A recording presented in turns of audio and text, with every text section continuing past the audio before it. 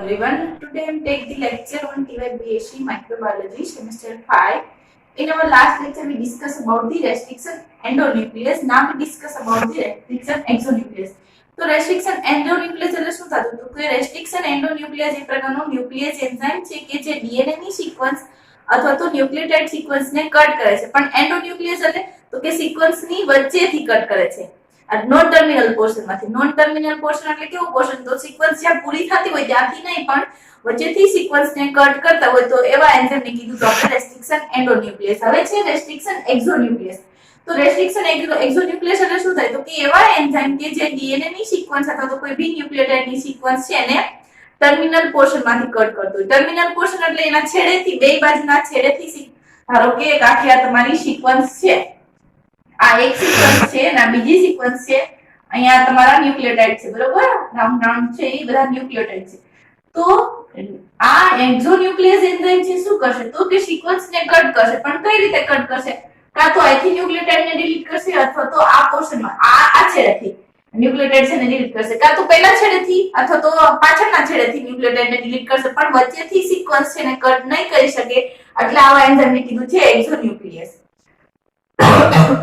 શું કહે છે જો exonucleus remove the nucleotide 1 at the time from the end of the DNA molecule શું કહે છે તો કે એકે ટાઈમે exonucleus enzyme છે સિક્વન્સ ને કટ કરે છે પણ ક્યાંથી તો કે ડીએનએ ની સિક્વન્સ ને કટ કરે છે પછી end of the DNA molecule કે ડીએનએ મોલેક્યુલ નું જ્યાં એન્ડ થતો હોય એન્ડ એટલે ડીએનએ મોલેક્યુલ જે આખું સિક્વન્સ છે આ સિક્વન્સ છે આખી તો પૂરી થાય છે તો જ્યાંથી પૂરી થતી હોય ત્યાંથી એન્ડ પોર્શન માંથી સિક્વન્સ છે એમાંથી ન્યુક્લિયોટાઇડ છે ને રિમૂવ કરે છે The enzyme called the BAL31 enzyme નું નામ કીધું છે BAL31 અથવા તો BAL31 is an example of an exonuclease that remove the nucleotide from growth state of the duplex DNA molecule શું કે છે તો એક એન્ઝાઇમ નું એક્ઝામ્પલ તરીકે કીધું છે એન્ઝાઇમ કીધું છે enzyme called BAL31 is an example of the exonuclease કે exonuclease enzyme નું એક એક્ઝામ્પલ છે કે જે શું કરે છે remove the nucleotide કે ન્યુક્લિયોટાઇડ છે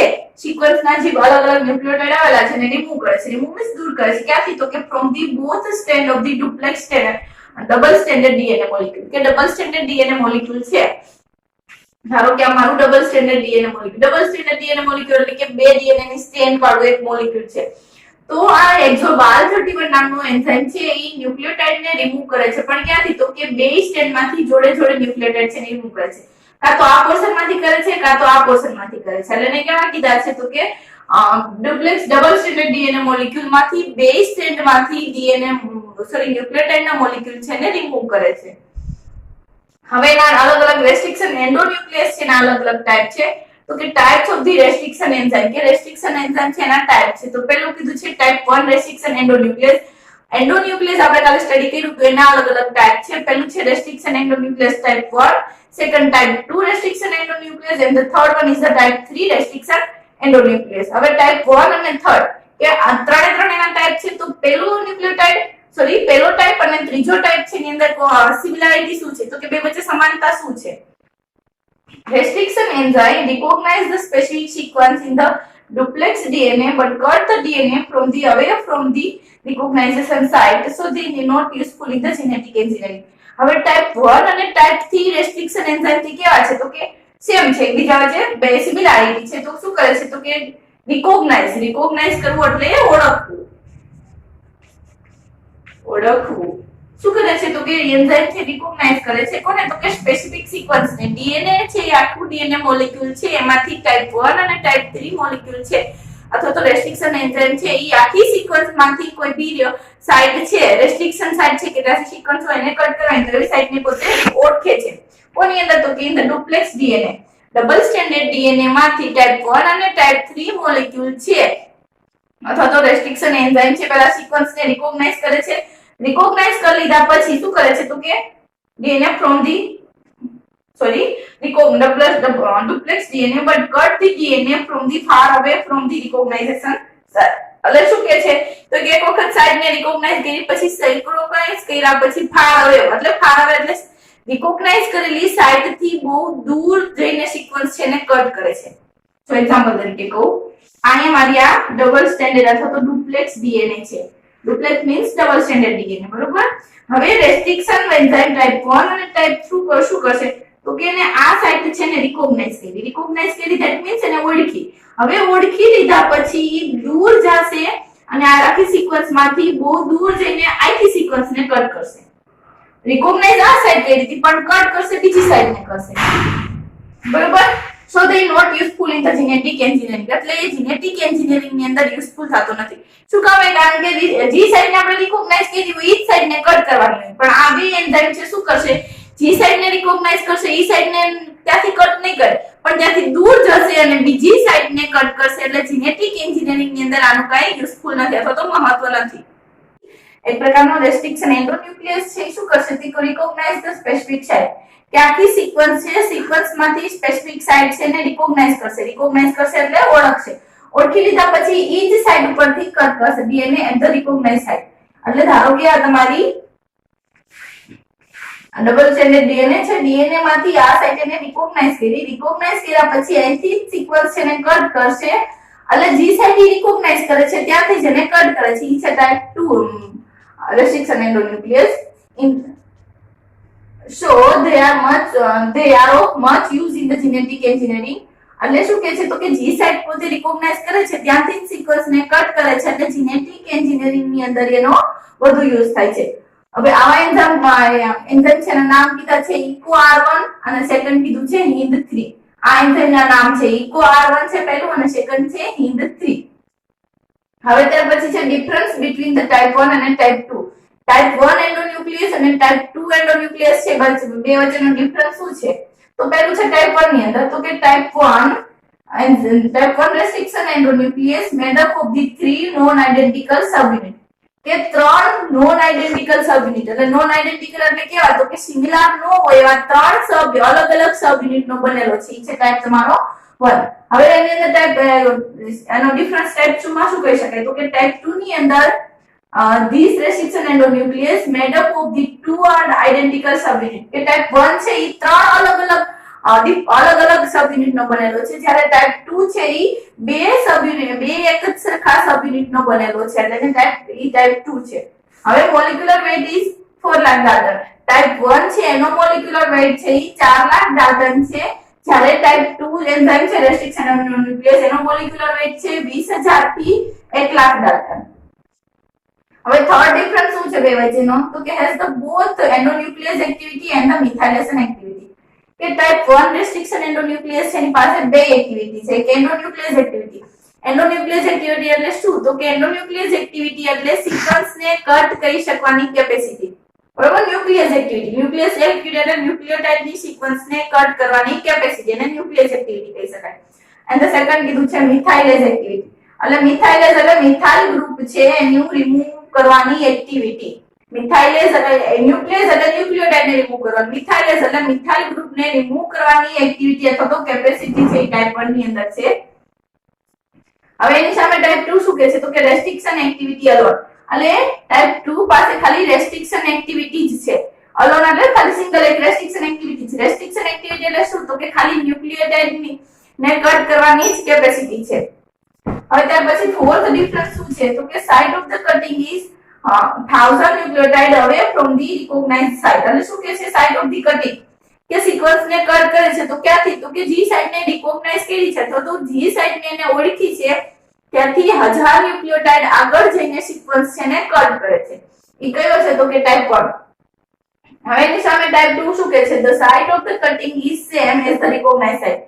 કે જે સાઇટ ઉપરથી એને સિક્વન્સ ને રિકોગ્નાઇઝ કરી છે ઈ જ સાઇટ ઉપરથી સિક્વન્સ ને કટ કરશે. હવે લાસ્ટ વન શું કહે છે protect the DNA from the methylation. કે મિથાઇલેશન એટલે મિથાઇલ ગ્રુપ નું એડિશન થવું.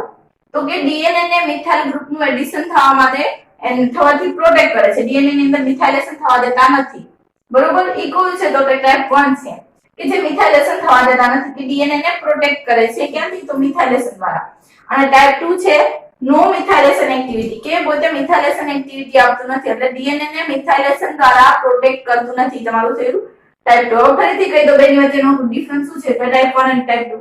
તો ટાઈપ 1 છે ઈ નોન આઇડેન્ટિકલ, ત્રણ અલગ-અલગ નોન આઇડેન્ટિકલ એટલે ત્રણ અલગ-અલગ સબયુનિટ નો બનેલો છે, જ્યારે ટાઈપ 2 છે ઈ બે એક જ સરખા સબ યુનિટનો બનેલો છે. હવે ટાઈપ 1 છે એનો મોલેક્યુલર વેઇટ છે 4 લાખ ડાલ્ટન છે, જ્યારે ટાઈપ 2 છે એનો મોલેક્યુલર વેઇટ છે 20,000 થી 1 લાખ ડાલ્ટન. હવે થર્ડ ડિફરન્ટ વિભાજન શું રહે છે તો કે ટાઈપ 1 છે એની પાસે એન્ડોન્યુક્લિયસ એક્ટિવિટી છે અને જોડે જોડે મિથાઇલેસ એક્ટિવિટી પણ છે, અને ટાઈપ 2 છે એની પાસે ખાલી મિથાઇલ એન્ડોન્યુક્લિયસ એક્ટિવિટી જ છે અથવા તો રેસ્ટ્રિક્શન એક્ટિવિટી છે. પછી બેનો વચ્ચેનો ફોર્થ ડિફરન્સ શું છે તો કે site of the cutting is 1000 nucleotide away from the recognise site. એટલે ટાઈપ 1 ન્યુક્લિયોટાઇડ છે એ શું કરશે તો કે જી સાઇટને રિકોગ્નાઇઝ કરી છે ત્યાંથી 100 ન્યુક્લિયોટાઇડ આગળ જઈને સિક્વન્સને કટ કરશે. સોરી 100 ની 1000 ન્યુક્લિયોટાઇડ આગળ જઈને સિક્વન્સને કટ કરશે. પણ જ્યારે ટાઈપ 2 છે એ જી સાઇટને રિકોગ્નાઇઝ કરી છે ત્યાંથી સિક્વન્સ છે ને કટ કરશે. અને લાસ્ટ ડિફરન્સ શું છે તો કે protect the DNA from the methylation. Type 1 nucleotide sorry restriction endonuclease છે એ મિથાઇલેશન દ્વારા ડીએનએ ને પ્રોટેક્ટ કરે છે. એટલે મિથાઇલ ગ્રુપનું એડિશન થવા દેતા નથી. ટાઈપ 1 છે અને ટાઈપ 2 છે એની પાસે મિથાઇલેશન એક્ટિવિટી નથી, એટલે ડીએનએ છે ને મિથાઇલેશન થી પ્રોટેક્ટ કરતા નથી. ત્યાર પછી છે ટાઈપ 3 રેસ્ટ્રિક્શન એન્ઝાઇમ. તો પહેલા ટાઈપ 1 અને ટાઈપ 2 જોયા, બે વચ્ચેના ડિફરન્સ જોયા. ત્યાર પછી છે ટાઈપ 3 રેસ્ટ્રિક્શન એન્ઝાઇમ. શું કહે છે તો કે it is similar to the class 1 restriction enzyme. કે ક્લાસ 1 જેવો રેસ્ટ્રિક્શન એન્ઝાઇમ છે એના જેવો જે સિમિલર છે એટલે સરખો છે. It is complete enzyme made up of the two subunit, M subunit and the R subunit. તો restriction enzyme type 3 restriction enzyme છે કમ્પ્લીટ એન્ઝાઇમ છે અને બે અલગ અલગ સબયુનિટ નો બનેલો છે. સબયુનિટ છે એક છે M સબયુનિટ છે અને સેકન્ડ છે ઈ R સબયુનિટ છે. M સબયુનિટ તો પહેલું છે M સબયુનિટ. તો M સબયુનિટ છે શું છે તો કે responsible for the recognisation and the modification. તો રિસ્પોન્સિબલ એટલે જવાબદાર છે કોના માટે તો કે કોઈ બી સિક્વન્સ છે ને રિકોગ્નાઇઝ કરવા માટે, મીન્સ કે ઓળખવા માટે, અને સિક્વન્સ ની અંદર મોડિફિકેશન એટલે એની અંદર ચેન્જીસ કરવા માટે. સેકન્ડ છે આર સબયુનિટ છે. તો આર સબયુનિટ કોના માટે રિસ્પોન્સિબલ છે તો કે responsible for the nuclear action. Responsible for the nuclear action એટલે શું તો કે ન્યુક્લિયસ એક્ટિવિટી પ્રોવાઇડ કરવા માટે કે સિક્વન્સને કટ કરવા માટે જે ન્યુક્લિયર એક્શન છે અથવા તો ન્યુક્લિયસ એન્ઝાઇમની એક્ટિવિટી પ્રોવાઇડ કરવા માટે છે ઈ આર સબયુનિટ રિસ્પોન્સિબલ છે અથવા તો જવાબદાર છે. It also required all the three factor. ક્યાં ક્યાં એની અંદર એને બીજા ત્રણ ફેક્ટરની પણ પોતાની એક્ટિવિટી માટે બીજા ત્રણ ફેક્ટરની પણ જરૂર પડે છે. તો એ ત્રણ ફેક્ટર ક્યાં છે જો કે એક છે Mg2+, સેકન્ડ છે ATP and the third one છે એડિનોસાઇન મિથિયોનિન. કે એન્ઝાઇમ છે ટાઈપ 3 રેસ્ટ્રિક્શન એન્ઝાઇમ છે એને પોતાની એક્ટિવિટી કરવી હોય તો ત્રણ ફેક્ટર છે એ જવાબદાર છે અથવા તો સોરી ત્રણ ફેક્ટર છે એની રિસ્પોન્સિબલ હોય છે, સોરી જરૂરી હોય છે. તો પહેલું કીધું છે Mg2+, મેગ્નેશિયમ છે, સેકન્ડ છે ATP અથવા તો adenosine triphosphate or the third one is the adenosine methionine. ત્રણ મોલેક્યુલ છે એ એને માટે રિક્વાયર્ડ છે. પછી mode of action of the class 3 is 50 to 100 base pair away from the site of the recognition. In some case still a lower distance. એટલે શું કહે છે mode of action of the class 3 કે class 3 અથવા તો type 3 restriction enzyme છે સિક્વન્સને કઈ રીતે કટ કરે છે તો કે જી સાઇટ ઉપર એને રિકોગ્નાઇઝ કર્યું છે ત્યાંથી 50 થી 100 બેઝ પેર 50 થી 100 બેઝ પેર અવે ફ્રોમ હવે એટલે દૂર. ધારો કે અમારી સિક્વન્સ છે તો અહીંયા મેં સાઇટને રિકોગ્નાઇઝ કરી અહીંયાથી 50 થી 100 બેઝ પેર આગળ જશે ત્યાંથી સિક્વન્સ છે ને કટ કરશે. અને ઘણા કેસ ની અંદર શું થશે તો કે in the some case still lower distance lower, ત્યાં ડિસ્ટન્સ છે 50 થી 100 નું બેઝ પેર નું ડિસ્ટન્સ છે એના કરતા પણ થોડું ઓછું હશે. એટલે જી સાઇટ રિકોગ્નાઇઝ કરશે ત્યાંથી થોડું 50 થી 100 બેઝ પેર આગળ જશે અને સિક્વન્સ છે ને કટ કરશે. પછી ત્યાર પછી છે બ્લન્ટ એન્ડ અને સ્ટિકી એન્ડ. એટલે રેસ્ટ્રિક્શન એન્ઝાઇમ છે સિક્વન્સને કટ કરે છે તો કાં તો બ્લન્ટ એન્ડ દ્વારા કટ કરે છે અથવા તો સ્ટિકી એન્ડ દ્વારા કટ કરે છે. તો પહેલું એની અંદર છે બ્લન્ટ એન્ડ. તો many restriction enzyme make the simple double stranded cut in the middle of the recognition sequence. એટલે શું કહે છે ઘણા રેસ્ટ્રિક્શન એન્ઝાઇમ છે make the simple double stranded. શું કરે છે તો કે મેક એટલે બનાવે છે સિમ્પલ ડબલ સ્ટેન્ડર્ડ બનાવે છે middle of the recognition site. એટલે શું કહે છે રિકોગ્નાઇઝેશન સાઇટ છે ત્યાંથી મિડલ માંથી સિક્વન્સ માંથી બે અલગ અલગ ડબલ સ્ટેન્ડર્ડ ડીએનએ બનાવે છે. એટલે કઈ રીતે તો અહીંયા બ્લન્ટેડ કઈ રીતે થાય ધારો કે અહીંયા મારી સિક્વન્સ છે આખી બરોબર, આ મારી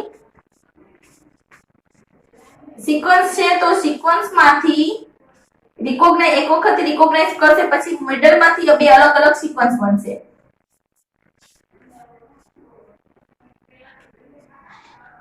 એટલે આ રીતે સિક્વન્સ છે ને કટ કરશે ડાયરેક્ટલી મિડલ માંથી સિક્વન્સ છે ને કટ કરશે ને બે અલગ અલગ ડુપ્લેક્સ અથવા તો ડબલ સ્ટેન્ડર્ડ ડીએનએ છે ઈ ફોર્મ કરશે. એ હતું બ્લન્ટેડ. એટલે બ્લન્ટેડ એટલે કેવું એન્ડ કે normal resulting in A blunt and or the plus and. એટલે શું કીધું તું કે સિક્વન્સ છે ને મિડલ માંથી આખી સિક્વન્સ હોય આ રીતની તો મિડલ માંથી કટ કરે છે એમાંથી જેના લીધે શું થાય તો કે આ રીતે બે અલગ અલગ સિક્વન્સ આપણે મળે છે. તો એવી સિક્વન્સ મળે જેના લીધે શું થાય તો કે resulting in the blunt and or the flush and કે જેના લીધે બ્લન્ટ એન્ડ અથવા તો ફ્લશ એન્ડ છે એ મળે છે. PVU2 and the ALU1 are the example of the blunt end cutter. એટલે આ બે એન્ઝાઇમ ના નામ છે. એક છે PVU2 and the second one is the ALU1 are the example of the blunt end cutter કે જે blunt end cutter ના એક્ઝામ્પલ છે. blunt end એટલે શું થાય નોર્મલી તો કે ધારો કે આ તમારી આખી સિક્વન્સ છે અહીંયાથી તો blunt end એટલે રેસ્ટ્રિક્શન એન્ઝાઇમ એવા રેસ્ટ્રિક્શન એન્ઝાઇમ કે જે સિક્વન્સ ને મિડલ માંથી કટ કરે લાઈનથી કટ કરશે જેના લીધે શું થશે તો કે આ રીતે બે અલગ અલગ સિક્વન્સ મળશે જે એકદમ સેમ જગ્યાએથી મિડલમાંથી કટ થયેલી હશે. Other restriction enzyme cut the DNA in the slightly different way. With this enzyme, the two DNA strands are not out at the exactly the same position. એટલે શું કે છે તો એક હતું બ્લન્ટ એન્ડ અને બ્લન્ટ એન્ડ હતું એટલે એની અંદર બે એન્ઝાઇમ કીધા. એક કીધું તમને ALU1 અને સેકન્ડ કીધું PVU2. તો આ બે એન્ઝાઇમ છે સિક્વન્સ ને એકદમ મિડલમાંથી કટ કરે છે જેના લીધે બે અલગ અલગ સિક્વન્સ છે એ સેમ મળે છે. હવે બીજા રેસ્ટ્રિક્શન એન્ઝાઇમ છે શું કરે છે in the slightly different way કે જે ડીએનએ ને કટ કરે છે પણ સ્લાઇટલી એટલે થોડાક એવા ડિફરન્ટ વે એટલે કે થોડીક એવી જુદી રીતે કટ કરે છે. With this enzyme કે the two DNA strands are not at the exactly the same. એટલે આ એન્ઝાઇમ દ્વારા જે ડીએનએ હોય કેવો હોય તો કે not exactly the same position કે સેમ પોઝિશન ઉપર હોતા નથી. એટલે શું કહેવા માંગે છે આના દ્વારા સિક્વન્સ કટ થતી હતી તો વચ્ચેથી જ એન્ડ થતો તો એટલે બે અલગ અલગ ભાગ પડતા હતા. પણ આના દ્વારા છે એ સિક્વન્સ કટ થાય છે તો બે એક્ઝેક્ટલી એટલે સેમ જ પોઝિશન ઉપર ડીએનએ હોતા નથી. ઇન્સ્ટેડ પણ એની અંદર શું થાય છે તો કે ઇન્સ્ટેડ ક્લીવેજ એટલે cutting. Cleavage that means the cutting.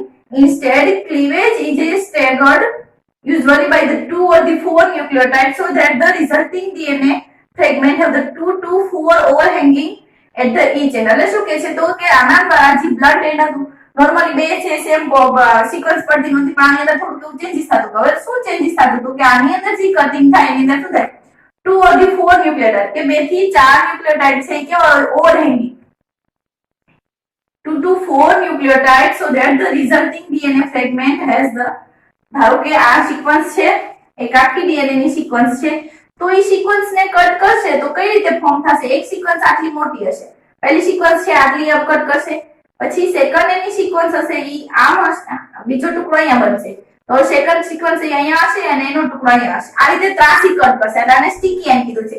પહેલી જે સિક્વન્સ હોય એને એક કોર્નર ઉપરથી કટ કરશે એક એન્ડ કોર્નર ઉપરથી કટ કરશે જ્યારે બીજી સિક્વન્સ આવશે એને એની ઓપોઝિટ ના કોર્નર ઉપરથી કટ કરશે. એટલે આ રીતે વચ્ચે છે ઈ 2 થી 4 ન્યુક્લિયોટાઇડ છે ઓવરહેંગિંગ થશે. ઓવરહેંગિંગ એટલે લટકતા હોય એવા રહેશે. 2 or the 4 overhang at the end એટલે કે 2 થી 4 એન્ડ એટલે એન્ડ સિક્વન્સ એન્ડ ઉપર અહીંયા કાં તો અહીંયા કોઈ અથવા તો આ સાઈડ ઉપર છે ઈ ન્યુક્લિયોટાઇડ છે ઈ ઓવરહેંગ હોય. ઓવરહેંગ એટલે લટકતા ન્યુક્લિયોટાઇડ હોય છે. પછી એનો એક્ઝામ્પલ કીધું sorry they are called the sticky or the cohesive અને આ રીતે કટ થાય કેવાનું હોય કાં તો sticky or the cohesive. sticky એટલે વિસ્કસ જેવું ચીકણા જેવું તો કે sticky end થાય અથવા તો cohesive end કહેવાય. એનું સેકન્ડ નામ છે cohesive end.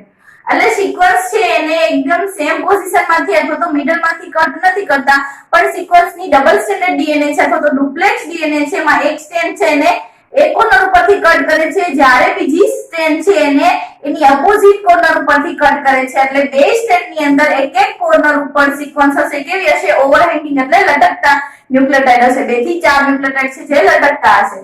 હવે BAM અથવા તો BAM-H1 and the BG1L are the examples both produce the GATC sticky end. શું કહે છે બે એન્ઝાઇમ કીધા છે એક BAM-H1 કીધું છે અને સેકન્ડ કીધું છે BG1 આ એક્ઝામ્પલ કે જે એક્ઝામ્પલ છે કોના તો કે સ્ટીકી એન્ડ ના કે બોથ બે એન્ઝાઇમ છે પ્રોડ્યુસ કરે છે GATC સ્ટીકિંગ એન્ડ એટલે શું થાય તો કે એની એન્ડ ઉપર જે સ્ટ્રેન્ડ પ્રોડ્યુસ થાય કેવું હોય GATC. જે ઓવરહેંગિંગ સ્ટ્રેન્ડ હોય 2 થી 4 ન્યુક્લિયોટાઇડ ની હોય ત્યાં એની ઉપર શું આવે તો કે GATC નામના ન્યુક્લિયોટાઇડ છે ઈ બહાર આવેલા હોય છે. The same sticky end is also produced by the SAU3A. કે આના જેવો જ GATC જેવો સેમ સ્ટિકી એન્ડ છે કોના દ્વારા પ્રોડ્યુસ કરવામાં આવે છે તો કે SAU3A. આ BAM H1 છે એન્ઝાઇમ છે, સેકન્ડ BG12 એ પણ એન્ઝાઇમ છે, એન્ડ થર્ડ વન છે SAU3A. આ ત્રણ એન્ઝાઇમ છે જે સ્ટિકી એન્ડ પ્રોડ્યુસ કરે છે. સ્ટિકી એન્ડ એટલે મેં તમને ફરીથી કીધું, અહીંયા ફરીથી એક્ઝામ્પલ દ્વારા તો અહીંયા છે NNG. NNG that means N means nucleotide, second N means nucleotide, G means guanosine, તમારો ન્યુક્લિયોટાઇડ નો એક ટાઈપ છે. તો આ એક આખી સિક્વન્સ છે ને આ બીજી સિક્વન્સ છે. તો આને પહેલી સિક્વન્સ કટ કરી, અહીંથી કટ કરી, એટલે અહીંયા ત્રણ ન્યુક્લિયોટાઇડ થયા, ઓવરહેંગિંગ થયા, ઓવરહેંગિંગ એટલે લટકતા થયા. અને અહીંયા છે GATC એન્ડ બન્યો. શું કે છે જો, તો કે example both produce the GATC and, કે અહીંયાથી GATC એન્ડ પ્રોડ્યુસ થયો તો કે સિક્વન્સ છે ત્યાં GATC છે. હવે સેકન્ડ સ્ટ્રેન્ડ ની અંદર શું થાય છે તો કે સેકન્ડ સ્ટ્રેન્ડ છે એની ઓપોઝિટ ની સાઈડ ની અંદર ઓવરહેંગિંગ ન્યુક્લિયોટાઇડ હશે. અહીંયા જ્યાં ચાર ન્યુક્લિયોટાઇડ છે કેવા છે ઓવરહેંગિંગ એટલે લટકતા છે. હવે એની સામેની જે આ સિક્વન્સ છે એ અહીંયાથી કટ કરેલી છે, તો એની પાસે પાછા GATC નામના ન્યુક્લિયોટાઇડ છે. એટલે ત્રણ એન્ઝાઇમ લીધા જે સ્ટિકી એન્ડ પ્રોડ્યુસ કરે છે અને એની એન્ડ ની અંદર GATC નામના ન્યુક્લિયોટાઇડ છે.